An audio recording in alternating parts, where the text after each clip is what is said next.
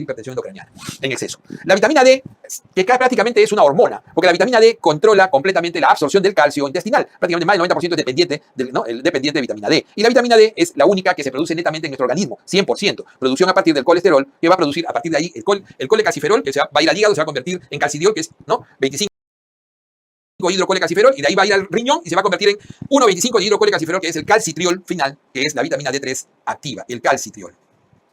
Siempre recordar eso. Entonces, el déficit nos hizo, es el gran problema de la humanidad.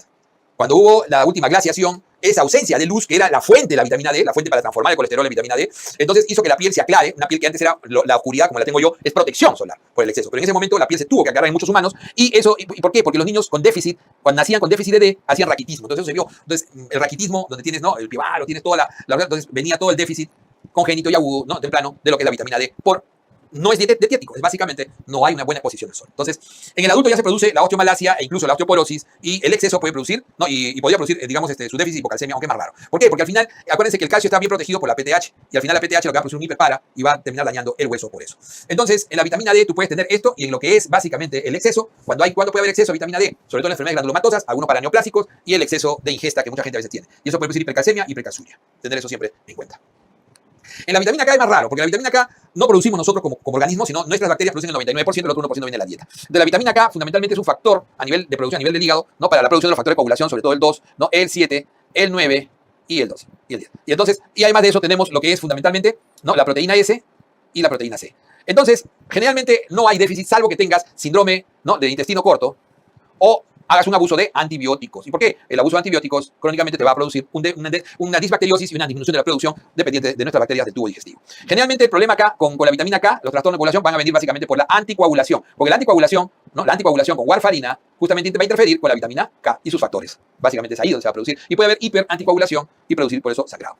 B1 es clásico la pregunta. Esa es una de las más preguntadas junto con la D y la A. B1, ¿por qué? La tiamina, recuerden que la tiamina que va a actuar sobre el piruvato, sobre el NAP, la tiamina va a producir en su déficit fundamentalmente el beriberi, en su déficit agudo. El beriberi seco, que es una polineuropatía bilateral, el beriberi húmedo, que es daño cardíaco, insuficiencia cardíaca, edema, y puede producir a nivel central el síndrome de Wernicke, donde tienes la triada. Uno tiene que acordarse de la triada: oftalmoplejía, ataxia y confusión.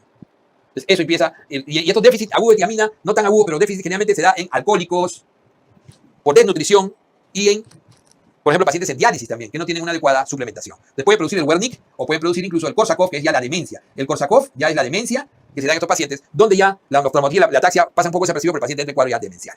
Entonces, reposición, obviamente, en todos estos reposición de la tiamina, 100 miligramos. Y por último, en el C. En el C tenemos básicamente una vitamina antioxidante y de cuál depende la formación del colágeno. Y entonces, ¿qué va a pasar en su déficit? Entonces va a haber una disminución, una mala producción de colágeno, va a haber dolores articulares. Dolor articular, ¿no es cierto? Sobre todo en el nivel de caderas. ¿Okay? Va a haber gingivorragia. Va a haber petequias, pelo sacacorcho. Y entonces su déficit produce el escorbuto. Hoy en día se ve generalmente en los pacientes que han tenido cirugía bariátrica, que tienen mala absorción, o los alcohólicos, básicamente. Vamos al complejo B, más completo. Ya habíamos visto la tiamina. En la riboflavina, básicamente, dependiente de la producción del FAP, la riboflavina, este es acá abajo, este es de acá, este es de acá, por si acaso. En la riboflavina, lo que más vamos a ver en el déficit, fundamentalmente, es lo que se llama la estomatitis angular. La estomatitis angular es que sea una queilosis intensa y una glositis con ausencia de papilas. Ese es característico de la B2. ¿Ok? Se puede asociar a dermatitis seborreica. En el caso de la B3, la niacina, se da típicamente la pelagra en su déficit. Y la pelagra, ¿no es cierto?, es la triada clásica de las 3 Ds. ¿Ok? Dermatitis, ¿qué dermatitis? Dermatitis seca, zonas fotoexpuestas, que puede producir incluso lo que se llama esto de acá, el collar de Casals. El collar de Casals. En adultos y en niños. Dermatitis, diarrea y déficit cognitivo, demencia. Las 3D de la pelagra. Mortal en niños. Se ve en adultos, sobre todo con déficits nutricionales.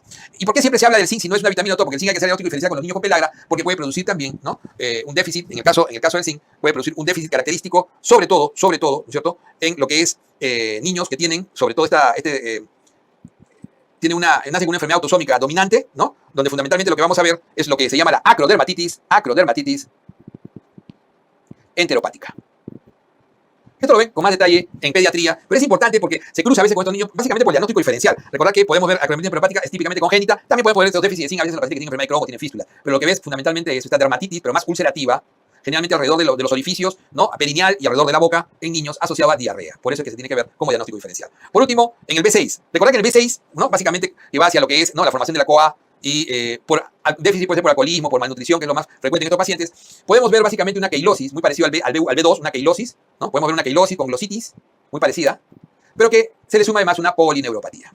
Muchas veces lo que más se ve en déficit de B6 es piridioxina, por eso que es la piridioxina, ¿no es cierto? Piridioxina. Lo que más se ve a veces, fundamentalmente, tiene que ver con el uso de isoniazida, que no es que produzca un déficit, sino una interferencia en su acción. Entonces, eso es característico. Veamos B12 por último y ácido fólico. Recuerden que estos dos participan fundamentalmente ¿en qué? Participan en la síntesis de DNA, ambos en la síntesis de DNA y RNA. Y entonces, ahí viene el problema, ¿no es cierto? Entonces, sea por malabsorción, en el caso de ácido fólico, sobre todo alcoholismo, malnutrición, etcétera, puede producirse lo que se llama la anemia megaloblástica.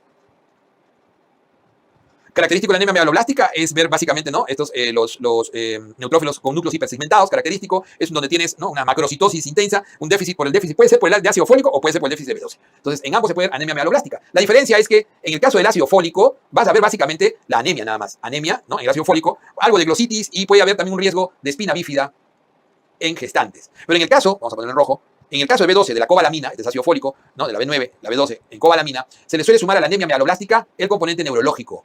El componente neurológico, que suele ser neuropatía, hay una neuropatía periférica asociada, cosa que no vas a ver cuando es por ácido fólico. Adicionalmente a eso puedes ver, ¿no? En el caso del B12, puedes ver lo que se llama la anemia perniciosa, que es una variante de esta anemia, ¿no? Acá puedes ver la anemia perniciosa, que es autoinmune, que es por anticuerpos contra factor intrínseco, ¿no? Anticuerpos contra el factor intrínseco que disminuye la absorción. Pero esta anemia megaloblástica vista generalmente, ojo que la anemia megaloblástica no es solamente anemia, produce plaquetopenia y pancitopenia, para ambos, tanto para fólico como para B12. Y en ambos puede haber interferencia por medicamentos. Pongamos un ejemplo. En el caso de B12, por ejemplo, típico, el uso de la metformina. Pregunta examen, ¿ah? Entonces, la metformina puede producir un déficit de B12 por un déficit de mala absorción, así como si fuera una anemia perniciosa. Por anticuerpos se ven en abuelitos con la anemia perniciosa, se ven más en adultos mayores que hacen gastritis atrófica y por este déficit de factor intrínseco, por anticuerpos que destruyen, ¿no?